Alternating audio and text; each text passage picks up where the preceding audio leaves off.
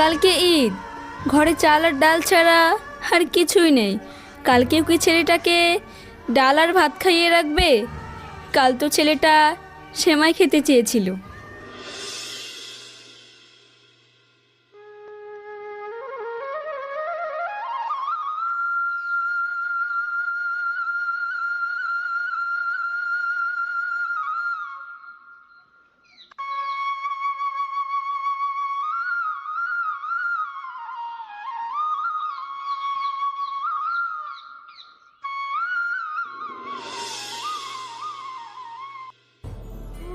ওগো, হাসান কোথায় গেল? হাসান তো এখানে খেলছিল। দেখো, মনে হয় বাইরে খেলতে গিয়েছে, চলে আসবে, তুমি কোনো টেনশন করো না।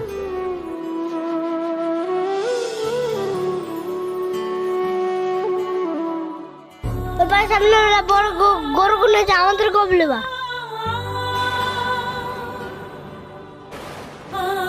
বাবা, আমাদের তো এখন ছোট ঘর, যখন আমাদের বড় ঘর হবে তখন আমরা গরু কিনবো, কেমন? প্রতি বছরই তো গরু আনবো তাও আনো না।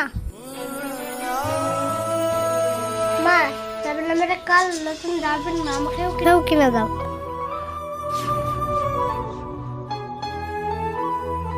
দেখি বাপ, আজ তো কাজ শেষ করে টাকা পাইনি, মহাজন কাল টাকা দিব বলেছে, যদি দেয় তাহলে তোকে অবশ্যই কিনে দেবো।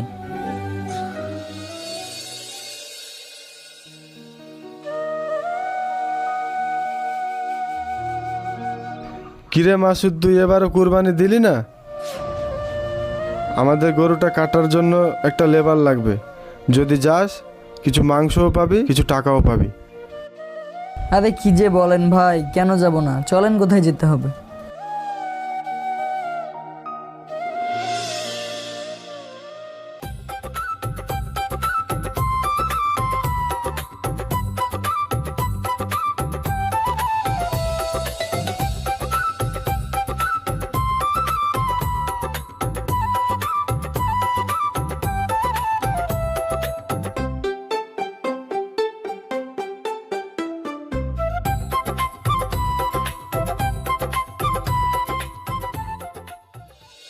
ওই তো ফকিরের বাচ্চাদের সাথে ওখানে খেলছে।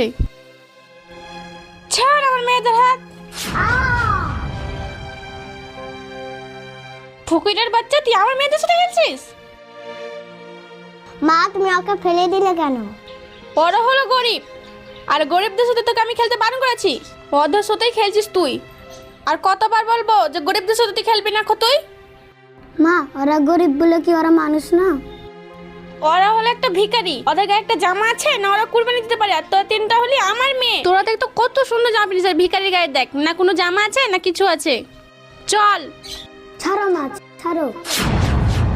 তোরা তিনজন হলি আমার মেয়ে, আর তোরা কত সুন্দর জামা পিনেছিস দেখ না, ওরা কুরবানি দিতে পারে না কিছু দিতে পারে। ওরা একটা আর ওদের গায়ে দেখ কত নোংরা জামা, না ওদের বাড়ি আছে না ঘর আছে না কিছু আছে, ওরা একটা রাস্তায় ঘুমায়, আর তুই ওদের সাথে খেলবি? দাঁড়াও মা, আমি ছোট মুখে একটা বড় কথা বলছি। আমাদের এই সমাজে গরিব বড়লোক বলতে কিছুই নেই, আমরা সবাই মানুষ। কি বললি? ছোট মুখে বড় কথা? না মা, যেটা সত্যি সেটাই বলেছি। হাসান গরিব হলো তো কি হলো, ওরাও তো মানুষ। কেউ ছোট করে দেখা উচিত না আমাদেরকে। মা, তুমি হাসানকে এভাবে ফেলে দিলে হাসানের কি ব্যথা পেল না? মা, আমরাও যদি গরিব হতাম, আমাকেও যদি কেউ এভাবে ফেলে দিত, তুমি কষ্ট পেতে না? মা, তুমি হাসানকে এভাবে ফেলে দিলে, ওইও তো কারো না কারো ছেলে, ওই তো তোমার ছেলেদের মতো, তাও তুমি এভাবে ওকে ফেলে দিলে। মা, তুমি হাসানকে এভাবে ফেলে দিলে, ওইও তো কারো না কারো সন্তান। মা, তুমি বড় লোক বললে গরিবদেরকে অহংকার করা বন্ধ কর। আয় বাবা, কাছে আয়, আমি তোদেরকে আর কোনোদিনও অপমান করব না। তোরা গরিব হচ্ছিস তাতে কি হয়েছে, আমি কথা দিচ্ছি তোদেরকে আমি আর কোনোদিন অপমান করব না, তুইও আমার সন্তানের মতনই থাকবি। আমাকে পারলে ক্ষমা করে দিস। হাই বাবা, কাছে আয়। যা, তুই বাড়ি যা। আমার ভুল আমি বুঝতে পেরেছি, তোরাও আমাকে পারলে ক্ষমা করে দিস। বাড়ি চল মা।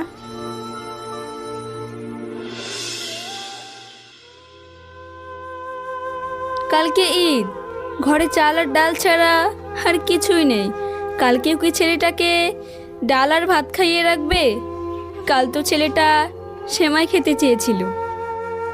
সারাদিন হাটেই ছিলাম, যদি কোনো মাল নামানোর কাজ পাই। কিন্তু দেখো, কপালটা যতটাই খারাপ, সবাই নিজেদের লোক নিয়েই কাজ করছে। পকেটে মাত্র 50টা টাকা আছে। কাল না হয় এটা দিয়ে সেমাই চিনিয়ে এনো। আর তোমার ছেঁড়া গেঞ্জিটা, তো আর পরা যায় না। ভেবেছিলাম এবার ঈদে তোমার জন্য আমি একটা সস্তা পাঞ্জাবি কিনবো। আমার কথা বাদ দাও, আমি না হয় কাল ঈদের জামাতে নাই গেলাম। কিন্তু হাসানের মুখের দিকে তাকাতে পারছি না। ও ভাবছে কালোর বাবা ওর জন্য অনেক কিছু নিয়ে আসবে।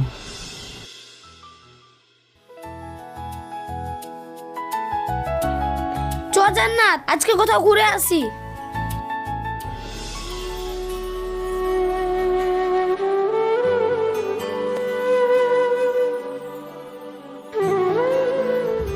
এই জান্নাত, দেখ দেখ, ঈদের দিনেও নতুন জামা পরেনি।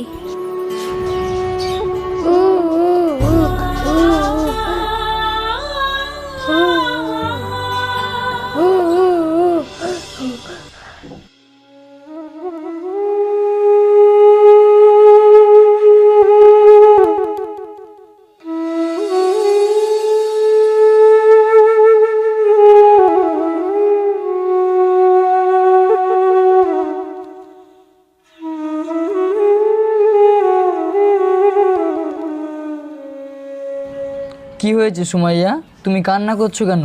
এই দেখো, মাংস নিয়ে এসেছি, রান্না করে হাসানকে খাওয়াও।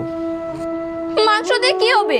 সারাদিন তো ছেলেটা না খেয়ে বসে আছে, আর পাড়ার ছেলেরা ওকে খেপাচ্ছে। সবার বাড়িতে কোরবানি হয়, শুধু আমাদের বাড়িতে কোরবানি হয় না। আবারও বলছে নতুন জামা ছাড়া ভাতও খাবে না।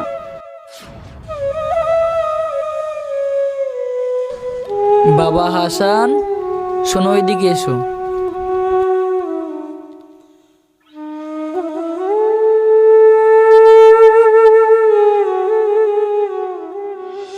কি হয়েছে বাবা, তুমি সারাদিন খাওনি কেন? জামা না কিনে দিলে খাবো না।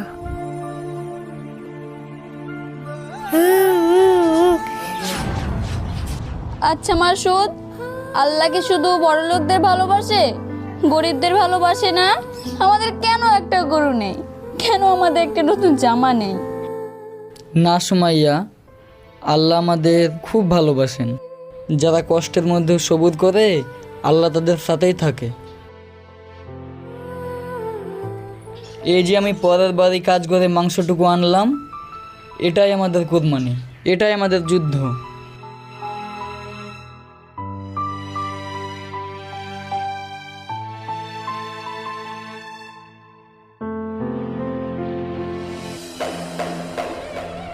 হে আল্লাহ, অনেকের পশু কুরবানি হলো, আর আমার হলো মনের স্বাদের কুরবানি। তুমি কবুল করে নিও।